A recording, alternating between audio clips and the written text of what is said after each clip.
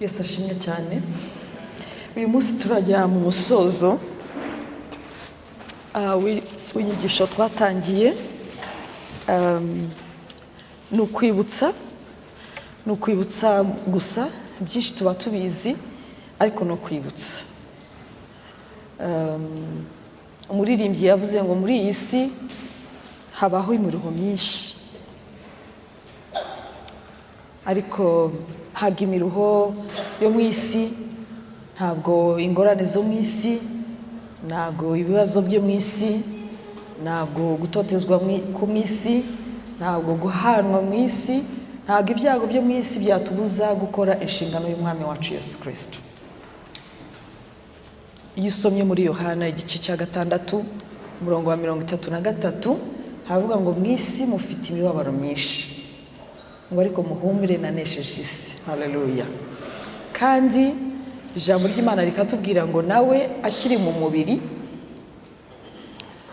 yarageragejwe nk'uko tugeragezwa, usibye ko atigeze akora icyaha, nta n'uburiganya bwabaga mu kanwa ke, yaratutswe ntiyasubiza, yarababajwe ntiyakangisha ngo idaca urwa kibera. Ariko nta hantu tubona Yesu ari ahantu yiheje, ari muri self pity, cyangwa se avuga ngo ibintu byananiye, byangoye, bandesheje umutwe, banyanze, bantereranye, ngo ubwo rero ngo umurimo wa data sizawukora. Oya, ahubwo tubona muri Yohana avuga ngo njyewe ibiryo ndya nuko nkora umurimo wa data kandi nkawurangiza. Sashimwe cyane. So rero muri iyo mibabaro, muri iyo miruho myinshi, muri uko guhanwa, muri uko kuriganywa, muri uko gusuzugurwa, muri uko kuvutswa uburenganzira, muri uko kubeshyerwa, muri uko kuvugwa nabi, gutekerezwa utari, muri uko mu mibabaro, mu bukene, mu ndwara n'ibindi byinshi, umurimo wa data tuzakomeza kuwukora. Kugira ngo rero dukomeze ikigisho cyacu, nuko ni inshingano turiho turareba, inshingano ikomeye yadufasha gukomeza gushyira mu bikorwa inshingano y'umwami wacu Yesu Kristo yanditse muri Matayo 28. Iyi niyo nshingano nkuru Yesu yasigiye itorero. Ni inshingano ikomeye, atari uko ikomeye gusa mu gushyira mu bikorwa, ahubwo nuko ikomeye ku mutima w'Imana. Uyu munsi twari twavuze yuko twongera kurebera hamwe ibindi bikorwa umwanzi akora mu kwimirira itorero kugira ngo rikore inshingano yaryo. Ubushize twabonye inkomyi 3,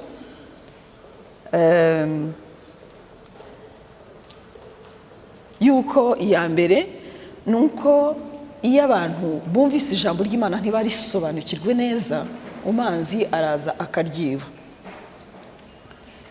So itorero rero rikwiye kwigisha no gusobanura neza ibyanditswe byera, ijambo ry'Imana rigasobanuka. Ntituze mu rusengero dufite gusa mu mitima yacu kumva twifuza guhura n'Imana mu bitangaza isubiza ibibazo byacu gusa. Nabyo ni ngombwa kandi Imana irabikora kandi ikwiriye kubikora, tukanasenga ikabikora rwose, ariko ntabwo ari cyo kituzana mu rusengero. Ni ukugira ngo tuze twumve ubutumwa bwiza, twizere Yesu Kristo, dushorere imizi muri we, duhinduke, tugire imyumvire itandukanye n'iy'isi, tube duhindutse rwose, dufite imitima mishya, dushorere imizi mu rukundo rw'Imana, kwizera kwacu kuzamuke, kuko uko twumva ijambo ry'Imana niko kwizera kwacu kuzamuka. Imyumvire yacu ihindurwa nuko dusobanukiwe neza umugambi w'Imana ku buzima bwacu n'ubushake bwayo. Noneho tugende hanze tubashe kuwagura ubwami bw'Imana, tuzane n'abandi batazi Imana, tubazane mu nzu y'Imana. Mu nzu y'Imana twumve ijambo ry'Imana ridukomeze, riduhumurize, twakire impano z'Umwuka Wera mu buryo butandukanye, butwubaka, budufasha, buhura n'ibyifuzo by'imitima yacu cyangwa se ihungabana ryacu. Dukomezwe muri twebwe m'imbere, duhumurizanye, dukomezanye, twuhugurane, duhimbaze Imana, twongere dusubire hariya hanze, tuzana abandi kuri Kristo. Ntabwo intego rero ari imwe yo kugira ngo dukire indwara, tubone ibitangaza by'imibereho myiza hano mu isi, kuko iyi si ntabwo tuzayigumamo. Nidukira indwara n'ubundi ni hahandi tuzapfa. Nubwo twagira imbaraga zizura abapfuye, ariko bazongera bapfe. Lazaro Yesu yaramuzuye ariko arongera arapfa. Ntabwo ari cyo mu by'ukuri, ntabwo ari yo ntego kugira ngo tuze mu rusengero. Intego niyo dukomeze twumva ubutumwa bwiza, tugira imyumvire itandukanye kubera ko ijambo ry'Imana riduhindura imyumvire yacu. Dukomezwe mu mitima yacu kubwo guhumurizwa n'amasezerano y'Imana, dusobanukirwe ubushake bw'Imana, ibyidushakaho ku buzima bwacu, kandi tugire imbaraga duhawe n'ijambo ry'Imana, tugire ubumenyi butuma twimirira ibinyoma bya Satani, twuzure imbaraga z'Imana zo kudufasha kuba abahamya ba Kristo hanze hariya. Itorero rero niyo mpamvu tugira amateraniro atandukanye, amahuriro. Ubushize rero twaravuze ngo imwe mu nkomyi ikomeye nuko iri jambo ry'Imana ridasobanuka neza. Ntidufite umwanya wo kwiga ijambo ry'Imana, ntituriho umwanya uhagije kugira ngo turyige neza, turisobanukirwe.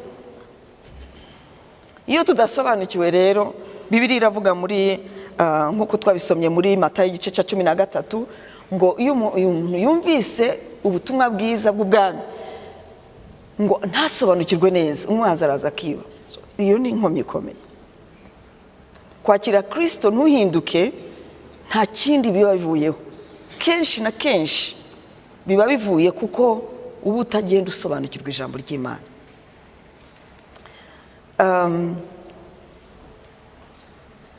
Twongeye kubona izindi mpamvu zo kubiba urukungu. Imana izana imbuto y'ijambo ry'Imana ngo ni imbuto nziza, ariko umwanzi akabiba urukungu. Urukungu rushobora kuba ibintu bitandukanye biba mu itorero, ugasanga noneho preoccupation yacu turareba ibyo mu itorero bitagenda neza, turareba ibidatunganye neza, turareba ibikwiriye kugenda gutya na gutya na gutya. Hakazamo kwitotomba, hakazana guciramo imanza, hakazanamo inzangano, hakazanamo amashyari, hakazanamo n'ibintu byinshi, kwirema ibice, kwitana ba mwana, n'ibyo ni byinshi bibamo mu itorero hagati. Ugasanga noneho turiho turarwana na maintenance, no kuvuga ngo hakorwa iki, bigende gute, ni gute twabyifatamo, hano byapfuye, hano ntago bamwitayeho, hano ntago bamusura, hano noneho ugasanga ni sako, ni cercle ihora buri gihe cyose. Uyu afite ikibazo, uriya n'ubwoko runaka, uriya nta mashuri, uriya aratunze, uriya ntatunze, uriya ntanyitaye. Ugasanga ni ibintu biri aho ngaho. Ubwo ni urukungu umwanzi agenda abiba iyo abantu basinziye.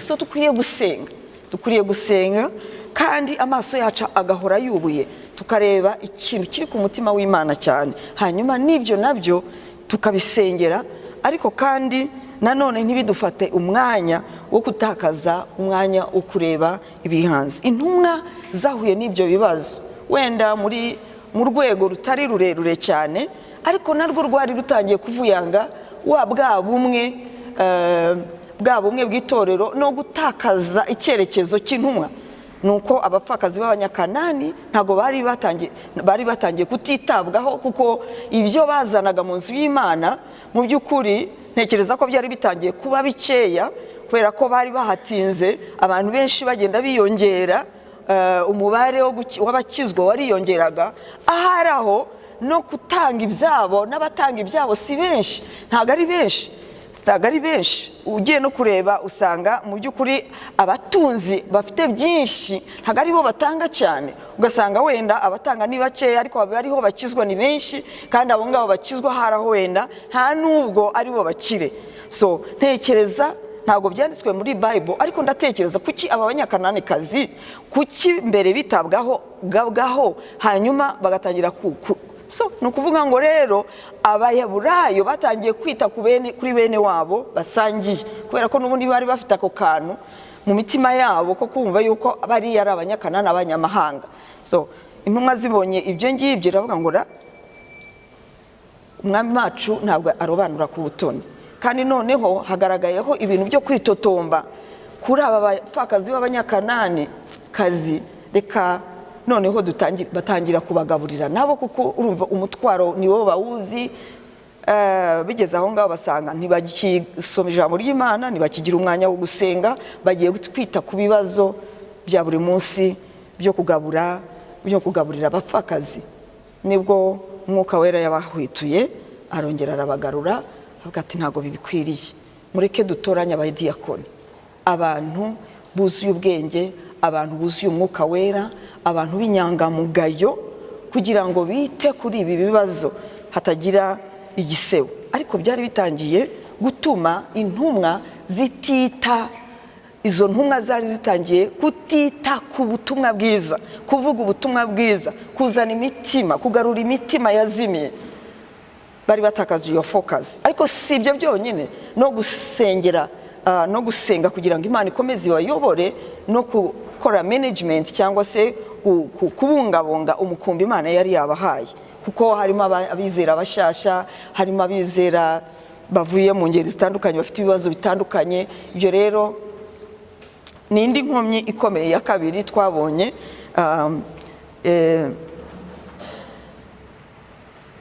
mu gihe gishize. Indi nkomyi mu itorero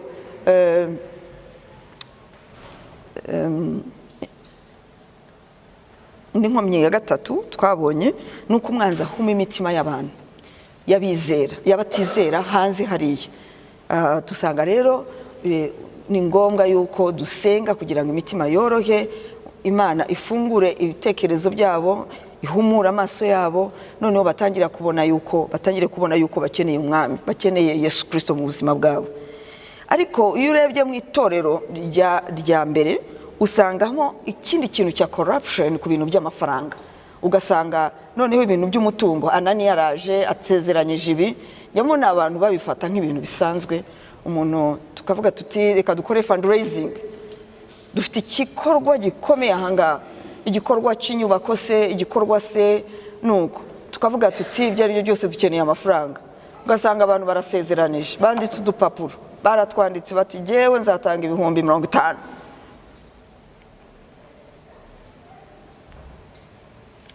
Yagenda akibagirwa, utaha ukongera ntago nabitanze, ariko nta kibazo, ushobora gutanga na 30 na 20, wenda nta n'impamvu zikomeye afite, ariko ugasanga harimo ako kantu kakangononwa cyangwa se ko kutitaho ibintu basezeranije Imana ku murimo wayo. Si amafaranga ajya mu mufuka w'umuntu, wenda ni n'igikorwa gihari kigaragara kandi gifasirita ubutumwa bwiza. Cyangwa ugasanga umuntu yakiriye amasezerano ariko ntiyayafashe neza, ntabwo yayafashe neza, ntabwo yabitse neza ayo mafaranga y'abantu b'Imana baba batanze, ntabwo abyitayeho. Hari impamvu nyinshi abantu bagira ku bintu by'Imana, kandi igikorwa cyose kijyanye n'itorero buriya kiba gifite ahantu kihurira na Great Commission. So kugira ngo dukore ivugabutumwa n'ubundi hakenewe amafaranga. Mu minsi ishize nari ndiho mvugana n'abakuru b'itorero, ababwira niba tutubatse inyubako ngo zirangire, ni uburiganya bw'umwanzi ngo duhore turi mu bukene bwo kudahemba, duhore turi mu bukene bwo kutabona ibikorwa byariya bikorwa ngo birangire, duhore turi mu kintu kiri aho ngaho, noneho bitwibagize yuko mu by'ukuri twebwe twakiriye agakiza, twari dukwiriye no gusohoka hanze tugakora ibiterane, tugahamagara abantu. Dufite umwana umwe, ni abantu bakijijwe muri biriya biterane byahariya ku kagari, ku murenge. Mu by'ukuri umwe muri bo ngenda mubonamo n'ubutumwa, n'umuvugabutumwa. So umuntu umwe ukizwa kuko twasohotse, ariko byagombye ko dutanga, byagombye kugira ibyo dutanga, byagombye kugira ngo tugire ibintu dukora kugira ngo byibuze bidufacilitating, bidufashe, bidushyigikire,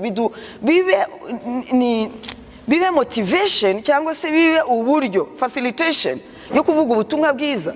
Ariko icyo gihe abantu bakishijwe n'uyu munsi wa none bagikomeje, ni nabo bantu. Ejo bundi twari turi kumwe n'uwo mwana yaje kuzuza Umwuka Wera, ariko ubu ngubu afite passion ikomeye cyane ku butumwa bwiza.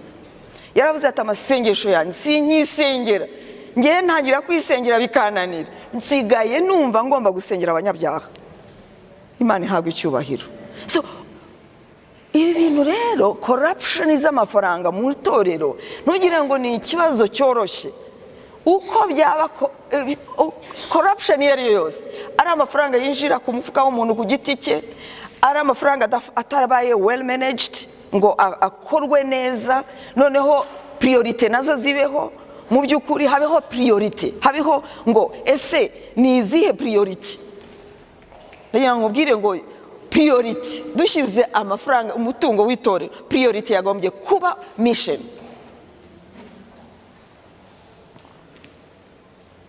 Niwo mugabane munini wakagombye kujya gukora umurimo w'Imana mu bintu by'ubutumwa bwiza. Ariko rimwe na rimwe priorite zijya ku buzima bwacu, priorite zijya ku mibereho yacu, priorite zijya ku tuntu dutoya, priorite zijya ku tuntu twa buri munsi tuzarangirana n'ubuzima bw'iki gihe. So Ananiya nawe yakoze iryo kosa na Safira, batanga isambu. Niba barabonye Barinaba yatanze isambu ye yose, abantu bagakoma amashyi bakavuga bati Barinaba ni umuntu ukomeye, Barinaba yatanze byose, reka natwe muri ubu marangamutima bamushimye, reka natwe dukore pledge, reka natwe dukore isezerano yuko natwe tugiye gutanga isambu yacu yose. Ibi neza abantu bakunda gushimwa. Rega bageze mu rugo babara imibare, niko ko tugiye gutanga isambu yose, hanyuma se bizagenda gute? Binjira mu mibare, binjira muri reality, bigira inama.